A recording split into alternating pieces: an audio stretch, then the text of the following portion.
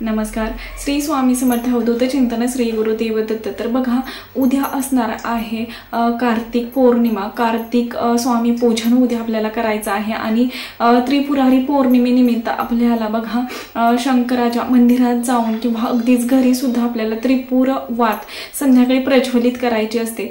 तर ह्या सेवेबरोबर आपल्याला कार्तिक स्वामी पूजन सुद्धा करण्याला तेवढंच महत्त्व सांगितलं गेलेलं आहे. आणि याचबरोबर आपल्याला म्हणजेच कार्तिक पौर्णिमेच्या दिवशी फक्त आणि फक्त एकच दिवस आपल्याला हा उपाय करता येतो, तो म्हणजे की ब्रह्मांड पुराणात सांगितलेला हा उपाय आहे. त्यामुळे घरात धनधान्याची कमी पडत नाही, शौर्य धैर्य वाढीस लागतं. त्यासाठी आपल्याला ही सेवा करायची आहे जी की ब्रह्मांड पुराणात सांगितली गेलेली आहे. आपल्या स्वामी मार्गामध्ये सुद्धा सर्वच जण स्वामी सेवेकरी उद्या म्हणजेच कार्तिक स्वामी जयंतीच्या दिवशी त्रिपुरारी पौर्णिमेच्या दिवशी आपण संध्याकाळी ही सेवा हा उपाय करायचा असतो. बघा, चंद्रोदय झाल्यानंतर ना संध्याकाळी आपल्याला हा उपाय करायचा असतो. सकाळी बघा पौर्णिमेच्या दिवशी सकाळी आपल्याला शुचिर्भूत झाल्यानंतर ना आपला मुख्य दरवाजा स्वच्छ पुसून घ्यायचा आहे. त्यानंतर ना त्यावरती एक स्वस्तिक काढायचंय. बघा, पुढची बाजू आपला मुख्य दरवाजा, पुढची बाजू मागची बाजू स्वच्छ पुसून घ्यायची आहे. त्यानंतर ना आपल्याला आपला जो उंबरा आहे तर त्याला सुद्धा आपल्याला हळदीचं लेपन करून घ्यायचं आहे आणि त्यावरती सुद्धा आपल्याला स्वस्तिक काढायचं आहे. तर हा उपाय कोणता, तर बघा संध्याकाळी चंद्रोदय झाल्यानंतर ना आपल्याला हा उपाय करता येणार आहे. मग 6 कृत्तिकांचं आपल्याला स्मरण करून आपल्याला ही सेवा म्हणजेच हा उपाय करायचा असतो. तर ह्या 6 कृत्तिका कोणत्या, तर बघा चंद्रोदय झाल्यानंतरच आपण हा उपाय करू शकतो. अगदीच मग तुम्ही लगेच हे करू शकता किंवा अगदीच जरा वेळाने म्हणजेच उशिराने जरी केला तुमच्या वेळेनुसार, तुमच्या कामाच्या वेळेनुसार जेव्हा तुम्हाला शक्य असेल त्या टायमिंग मध्ये आपल्याला संध्याकाळी हा उपाय करायचा आहे. तर बघा 6 कृत्तिकांचं आपल्याला स्मरण करायचं आहे सुरुवातीला.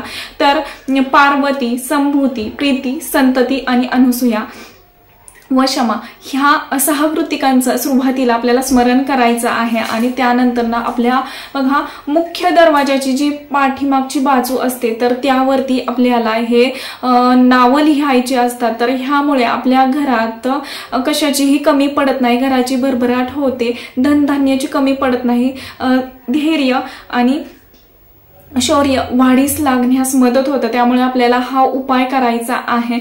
आणि नावं कोणती लिहायची आहे, तर बघा आपला प्रवेशद्वार आहे, मुख्य प्रवेशद्वार आहे, त्याच्या पाठीमागच्याच बाजूला आपल्याला ही नावं लिहायची आहेत. तर अष्टगंध आपल्याला लागणार आहे आणि त्यांनी आपल्याला अगदीच तुम्ही म्हणजे एखाद्या काढीनं ते नाव लिहू शकता किंवा अगदीच बोटाने सुद्धा ते नाव लिहू शकता.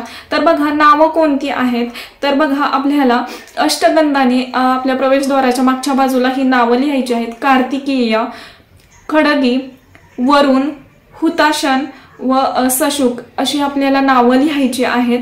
नावं लिहून झाल्यानंतर ना आपल्याला तिथे धूपदीप दाखवून घ्यायचं आहे. अगदीच आपल्या मुख्य दरवाजाच्या पाठीमागच्या बाजूला कुठेही तुम्ही ही नावं लिहू शकता. तर बघा नावं लिहून झाल्यानंतर ना आपल्याला धूपदीप दाखवून घ्यायचं आहे. आणि बघा हे फक्त उपाय आपण कार्तिक स्वामी पूजन म्हणजे त्रिपुरारी पौर्णिमा कार्तिक पौर्णिमेलाच आपण हा उपाय करू शकतो. जे स्वामी सेवेत आहेत किंवा ज्यांना हा उपाय माहित असेल तर ते नक्कीच या दिवशी करतात. पण जे नव्याने आपल्याशी जोडले गेलेले आहेत, जे नवे सबस्क्रायबर आहेत, त्यांना माहिती नसेल तर त्यांच्यासाठी हा व्हिडिओ खास बनवत आहे. तर नक्की हा उपाय करायला विसरू नका. त्याचबरोबर आपल्याला बघा सकाळी सामूहिकरित्या केंद्रात सुद्धा कार्तिक स्वामी पूजन केलं जातं. जर तुमच्याही इथे कार्तिक स्वामींचं मंदिर असेल तर तिथं जाऊन सुद्धा तुम्ही नक्कीच पूजन करू शकता, जाऊन हा मंत्र सुद्धा नक्कीच म्हणू शकता. त्यानंतर आपल्याला जो ब्रह्मांड पुराणातील जो उपाय सांगितलेला आहे तर तो संध्याकाळी चंद्रोदयाच्या वेळेसच आपल्याला संध्याकाळीच करायचा आहे आणि तो एकच दिवस करता येणार आहे.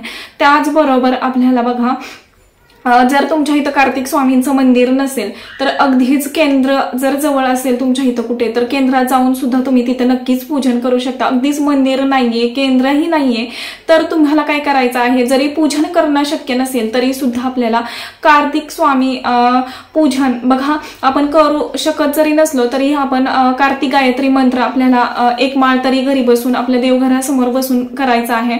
ओम षडमुखाय विद्महे महसेनाय धीमहि तन्नो षष्ठ प्रचोदयात हा मंत्र आपल्याला एक माळ करायचा आहे।